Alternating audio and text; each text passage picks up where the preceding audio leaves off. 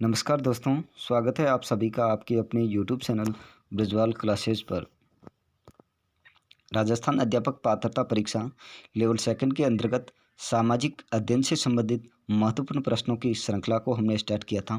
पिछले वीडियो में हमने सामाजिक अध्ययन में राजस्थान भूगोल के अंतर्गत स्थिति एवं विस्तार से संबंधित टॉप 20 क्वेश्चंस किए थे। आज का हमारा वीडियो लेक्चर्स रहेगा सामाजिक अध्ययन के अंतर्गत सभ्यताओं से संबंधित। इसमें टॉप 20 क्वेश्चंस रहेंगे जो हर बार एग्जाम में पूछे जाते हैं और भी पूछे जाने की संभावना बनती है। चैनल पर नए हो तो सब्सक्राइब जरूर करें, पास वाले बेल आइकन को प्रेस करें ताकि क्लास की नोटिफिकेशन सबसे पहले आप तक पहुंच सके। बढ़ते हैं पहले क्वेश्चंस की ओर। पहला क्वेश्चंस आपसे कह रहा है, जुते हुए खेत के प्रमाण किस सभ्यता से प्राप्त हुए हैं? तो आपको बताना होगा जुते हुए खेत के प्रमाण किस सभ्यता से प्राप्त हुए। ए लोथल से, बी धोलावीरा से, सी मोहनजोदड़ो से, डी कालीबंगा से। इसका राइट आंसर आपको बताना होगा, तो इसका राइट आंसर होगा कालीबंगा से। क्वेश्चन नंबर 2, बेडस नदी के किनारे कौन सी सभ्यता विकसित हुई थी? कालीबंगा सभ्यता, लोथल सभ्यता, धोलावीरा सभ्यता, आहर सभ्यता। तो इसका राइट आंसर होगा आहर सभ्यता। कालीबंगा नदी के किनारे आहर सभ्यता विकसित हुई थी। क्वेश्चन नंबर 3, वाटर हार्वेस्टिंग का संबंध किस सभ्यता से है? इसके ऑप्शन है आहर सभ्यता, बी कालीबंगा सभ्यता से, सी हड़प्पा सभ्यता से, डी धोलावीरा सभ्यता से। तो इसका राइट आंसर होगा आहर सभ्यता से। बढ़ते हैं क्वेश्चन नंबर 4 की ओर। क्वेश्चन नंबर 4 कह रहा है, बेराट सभ्यता की गुफा क्या कहलाती है? ऑप्शन ए प्राकृतिक गुफा, आदित्य गुफा, शैली गुफा, कुटिल गुफा। इसका राइट आंसर होगा कुटिल लिपि गुफा।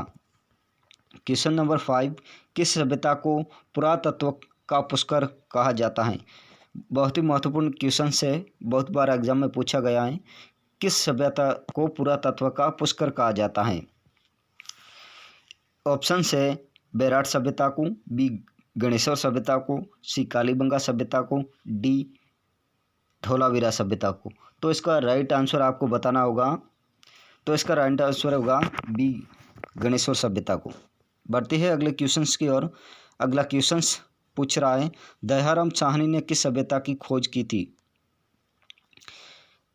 हड़प्पा सभ्यता की, कालीबंगा सभ्यता की, आहर सभ्यता की, बेराट सभ्यता की। तो इसका राइट आंसर होगा बेराट सभ्यता की। दयाराम साहनी ने बेराट सभ्यता की खोज की थी। क्वेश्चन नंबर 7, मर्त भांडों की सभ्यता कहलाती थी? गणेश्वर सभ्यता, बी बेराट सभ्यता, ऑप्शन सी कालीबंगा सभ्यता, ऑप्शन डी आहर सभ्यता। मर्त भांडों की सभ्यता आहर सभ्यता कहलाती थी। बढ़ते हैं क्वेश्चन नंबर 8 की ओर। गणेश्वर सभ्यता किस नदी के किनारे स्थित है? ऑप्शन ए सरस्वती नदी के किनारे, ऑप्शन बी गंगा नदी के किनारे, ऑप्शन सी कातली नदी के किनारे, ऑप्शन डी ब्रह्मपुत्र नदी के किनारे। तो इसका राइट आंसर होगा कातली नदी के किनारे गणेश्वर सभ्यता स्थित है। बढ़ते हैं क्वेश्चन नंबर 9 की ओर। क्वेश्चन नंबर 9 पूछ रहा है, ताम्रयुगीन संस्कृति की जननी किस सभ्यता को कहा जाता है? बहुत ही मोस्ट क्वेश्चन है। बेराट सभ्यता को, हड़प्पा सभ्यता को, कालीबंगा सभ्यता को, डी गणेश्वर सभ्यता को। तो इसका राइट आंसर होगा डी गणेश्वर सभ्यता। क्वेश्चन नंबर 10, सिक्कों के भंडार किस सभ्यता से मिले हैं? ऑप्शंस रहेंगे इसके गणेश्वर सभ्यता से, बी हड़प्पा सभ्यता से, सी कालीबंगा सभ्यता से, डी रेड सभ्यता से। तो सिक्कों के भंडार रेड सभ्यता से प्राप्त हुए हैं। क्वेश्चन नंबर 11, धूलकोट नगरी के नाम से कौन सी सभ्यता प्रसिद्ध है? ऐसी सभ्यता जिसका उपनाम धूलकोट है, तो वह कौन सी होगी? तो धूलकोट नगरी के नाम से प्रसिद्ध सभ्यता आहर सभ्यता, option number C correct answer होगा। बढ़ते हैं अगले क्वेश्चन की ओर। अगला क्वेश्चन से पूछ रहा है, माउंट आबू की तलहटी में कौन सी सभ्यता विद्यमान है या स्थित है? तो इसका राइट आंसर होगा संद्रावती सभ्यता। क्वेश्चन नंबर 13, अग्निवेदियों के साक्ष्य कहाँ से मिले हैं? इसके ऑप्शंस रहेंगे हड़प्पा से, बी कालीबंगा से, सी लोथल से, डी गोदीवाड़ा से। इसका राइट आंसर होगा कालीबंगा से।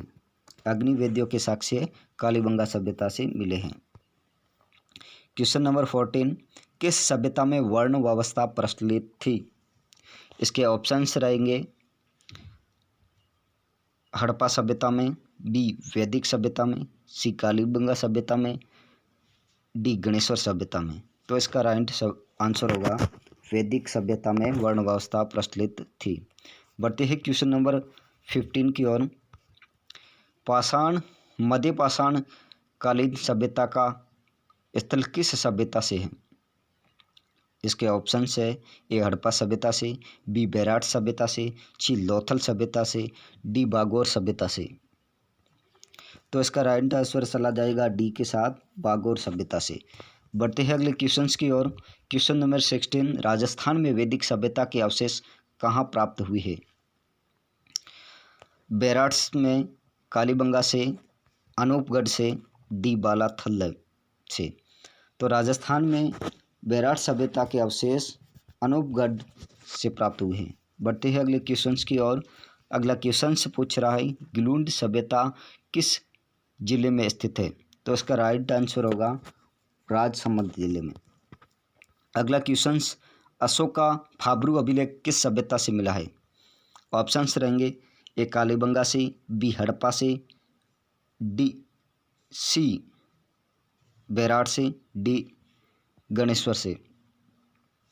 तो इसका राइट आंसर चला जाएगा सी बेराट सभ्यता के साथ। क्वेश्चन नंबर 19, चित्तौड़ के आसपास का क्षेत्र कौन सा जनपद कहलाता है?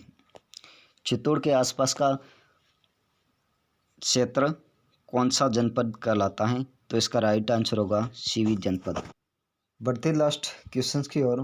लास्ट क्वेश्चंस कर रहा है मत्स्य जनपद का उल्लेख किस वेद में किया गया है? इसके ऑप्शंस रहेंगे ए ऋग्वेद में, बी अथर्ववेद में, सी सामवेद में, डी यजुर्वेद में। तो इसका राइट आंसर होगा ऋग्वेद में मत्स्य जनपद का उल्लेख किया गया है। मित्रों, जैसे ही अपना टॉपिक वाइज प्रश्नों की श्रृंखला पूर्ण होती है उसके बाद में 6ठी से 10वीं तक सामाजिक अध्ययन की पुस्तक के हैंडराइटिंग नोट्स के वीडियो जल्दी ही इस चैनल पर प्रोवाइड कराए जाएंगे।